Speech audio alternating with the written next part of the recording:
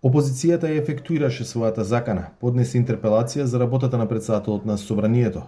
Објаснувањето зошто ВМРО ДПМН бара политичка одговорност за Талат Џафери е поради како што велат хаосот што се случува во парламентот, се почестото кршење на деловникот и загрозувањето на угледот на институцијата. Изненадувачки, ВМРО ДПМН не само што бара поддршка од останатите опозицијски партии, туку и од СДСМ.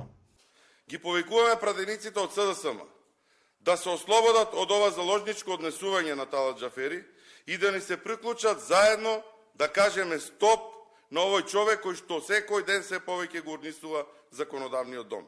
Исто така, го повикуваме и премиерот Димитар Ковачевски. Барем еднаш да се заинтересира и да се постави како вистински премиер, а не да молчи и да бега од јавноста, бидејќи ова што се случува е и негов срам. Ставот на СДСМ е дека нема да ја поддржи иницијативата.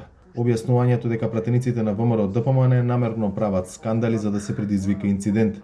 И либерал-демократите не се согласуваат со барањето на опозицијата.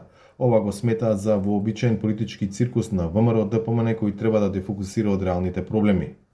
Поддршка од опозицијскиот блок дојде од Беси и од Левица кои сметаат дека Џафери веќе нема кредибилитет да го води законодавниот дом.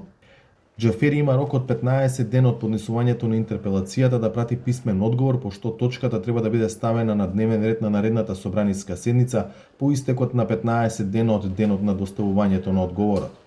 Собранискиот спикер во последните недели е под континуиран притисок од опозицијата. Прво, по протекувањето на аудио снимка на која се слуша како тој со несоодветен речник им се обраќа на собраниските служби, како и недомнешната случка кога нареди да се заклучат вратите од собраниската сала за, како што објасни, да се избројат пратениците присутни на седницата. Чин кој опозицијата го карактеризираше како удар врз демократијата. За Гласот на Америка, Владимир Мирчевски.